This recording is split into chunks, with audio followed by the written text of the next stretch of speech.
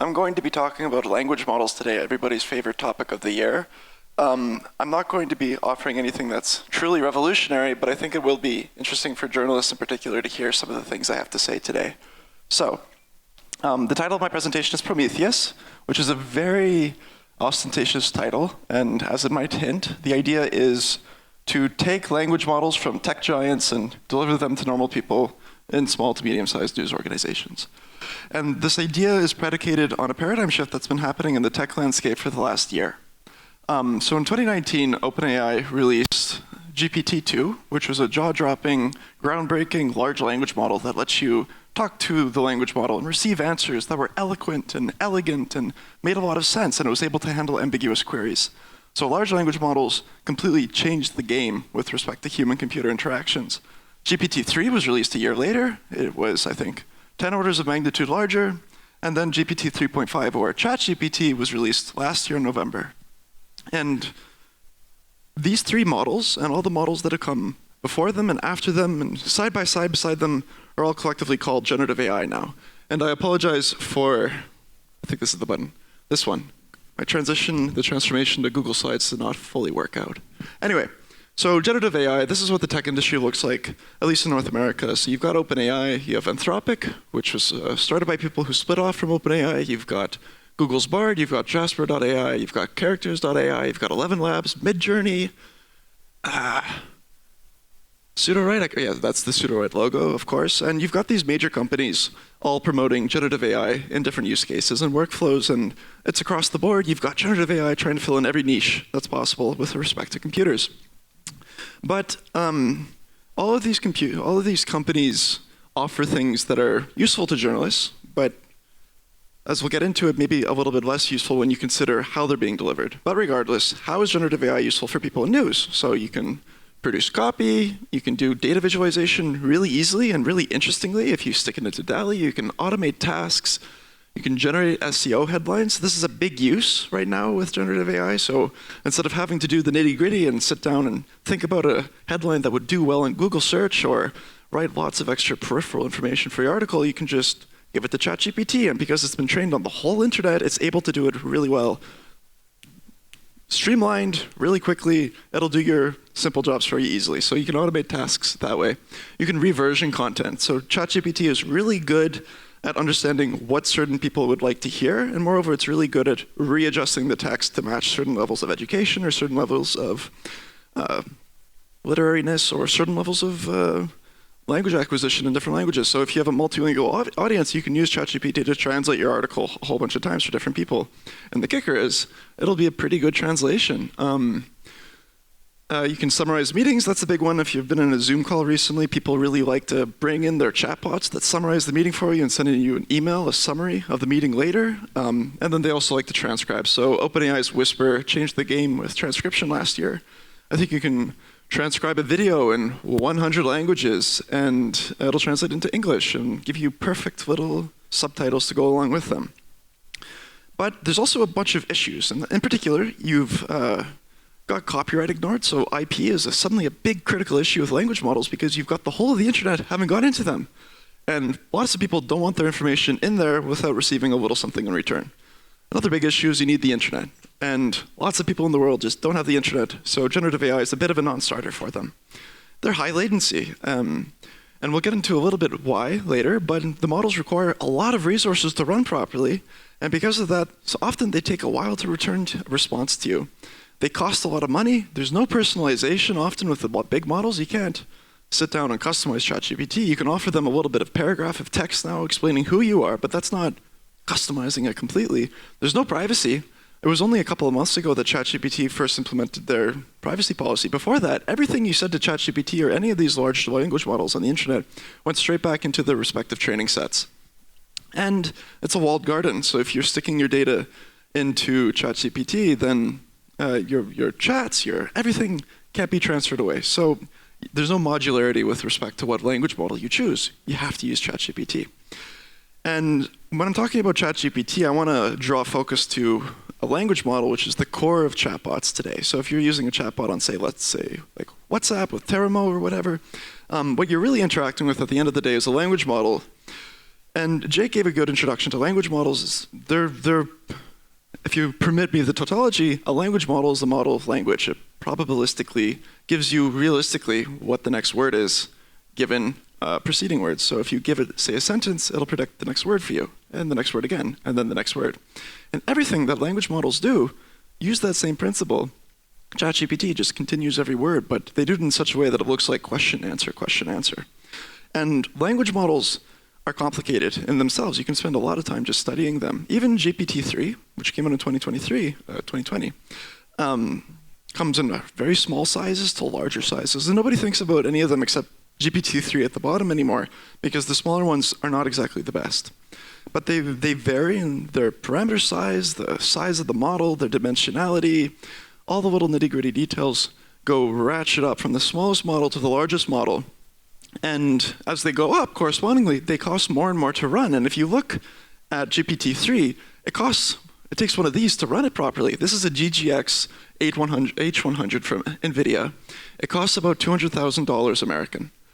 And one of these is required to run GPT-3. So if you log into OpenAI's API, load up GPT, and start talking to it, it's running on one of these in the background. And these things cost a pretty penny. So language models at their largest size, and they need to be at their largest size to be their most eloquent, require a lot in terms of compute, resources, water, energy to run properly. And that's not really the best if you want to deploy a language model in such a way that you get around these bad things. Because if you have high latency, if you need the internet, if you don't have personalization, if you're in a walled garden, what's the solution? Well, you should probably run your own language model. And that's the thesis of my presentation. So local AI has become a thing in the last year, running your own language model. And you don't need one of these to do it. So I'd like to talk about Llama for a little bit. So Facebook, or Meta, released Llama this year. And Llama is interesting because they distributed the weights online for free. GPT-3 was never widely available. You can't download GPT-3 in a zip file. You have to log onto their website to use it. And Llama is interesting because you can download the weights. Facebook didn't intend this originally. You had to apply for access, but it was leaked within a day or two. Props to whoever leaked it. And Llama is nice because it's almost as good as GPT, but you can run it on your own computer. And this was made possible not only because the model itself is freely available, but because it was freely available, people latched onto it and developed all sorts of optimizations that didn't previously exist to be able to run the model. So they quantized it, which means for every single little artificial neuron inside the language model, they cut it by 4, and suddenly it was small enough to be able to run on a phone or a computer. And what's more is that the gap between GPT and Llama is not large. So this graphic you're looking at is from Vicuna. They make some language models, and they're studying that the gap between ChatGPT, Google's Bard, which I think is only available in the US still, Vicuna, Alpaca, which is a version of Llama, so all of these different open source language models, the ones you see on the left, they came out in a really short period of time, and they were also consequently better and better over the weeks as they got released. And now you can download Mistral, which came out last week, and I think the Hugging Face people, Freddie was demonstrating in his workshop yesterday, Mistral's pretty much as good as ChatGPT, but you can run it on your own computer.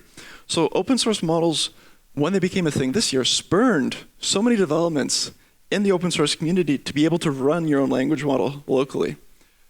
And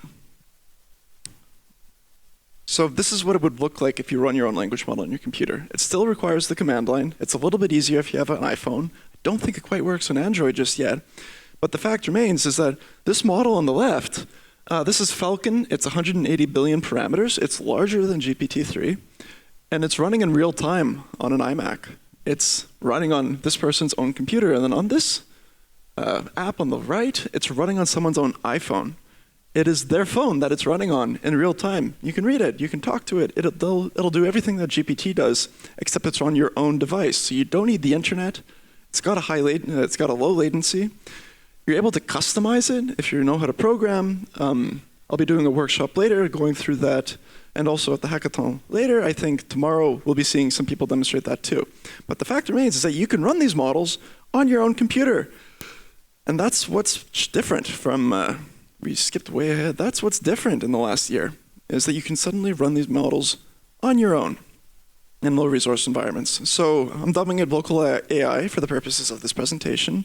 And I think local AI is amazing because you can run it privately, there's no gap in abilities, you can do data visualization on your own, you can grab the embeddings of every document that you pump through these models and display them with a library like D3. They're customizable. It runs on older hardware. I have run Llama on a ThinkPad from 10 years ago. I think it's like a Sandy Bridge CPU. It's like from 2011 or something like that. It runs perfectly. And moreover, you can do something neat called RAG, or Retrieval Augmented Generation. And just for the purposes of this presentation, I'll just focus on this technique with language models for a little bit because I think it's one of the most exciting right now. So Retrieval Augmented Generation is the current buzzword. It's been around for 2 months. The idea's been around for much longer. But Retrieval Augmented Generation lets you send a question to a chatbot. It will turn that question into a list of numbers. It will find a whole bunch of documents, similar numbers, pull the most relevant documents, return those documents to the chatbot. So what you can do is if you have a question that you want a really good answer for, that's with no hallucination, that's grounded in the data that you're giving it, like a journalist. Let's say you have a whole bunch of court cases and you want to find a few court cases in particular that are the most relevant to you. What you can do is you can have a chatbot that is hooked up with Retrieval Augmented Generation and have it look for the most relevant court cases, read those court cases for you, and then prepare for you a bespoke answer. And Retrieval Augmented Generation is kind of like what ChatGPT does if you pay the $20 a month for it. But you can run this on your own computer for free. So RAG is probably, I think, Amazon's AWS now supports it natively. It's the most exciting technique I think you can do with a language model as of right now. But regardless, local AI is still not quite there yet. You can run the model on your own computer. There's ways to do it. You can use Retrieval Augmented Generation. You can do all of these funky things, but it's still not quite easy. You have to know how to use the command line. You have to know how to use Python, and that's not amazing. So I'd like to promote this idea that you too can use local AI on your own computer and figure out how to use it. And that'll be in the workshop later. That'll be in the hackathon tomorrow, I'm sure. And more broadly, I think there's 3 major ways to improve local AI.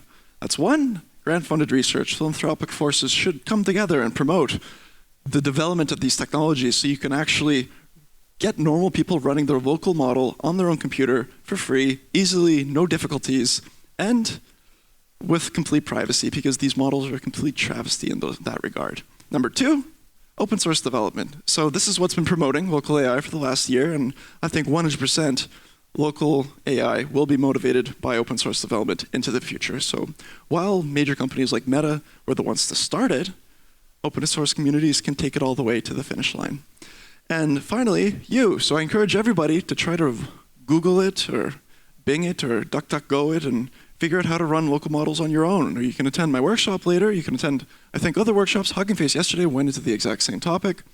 And get a sense of what's possible, what's in store for you if you're interested in running your own chatbot. And then also, I'm doing an online course together with the Associated Press's Amy Reinhardt on how to use ChatGPT and other generative AI tools in your newsroom. This course is free. You can still register. It's running for another 2 weeks, and it's translated into Portuguese and Spanish. So you can look up the Knight Center at the University of Texas in Austin, Knight Center journalism courses, and you can register for this course together with Amy and I. And it's a general introduction to language models, this very topic that I've been going through. And it will lead you to a bunch of resources for running these models on your own and to begin thinking about integrating them into your own workflow. So thank you very much. And my contacts. Okay. Thank you.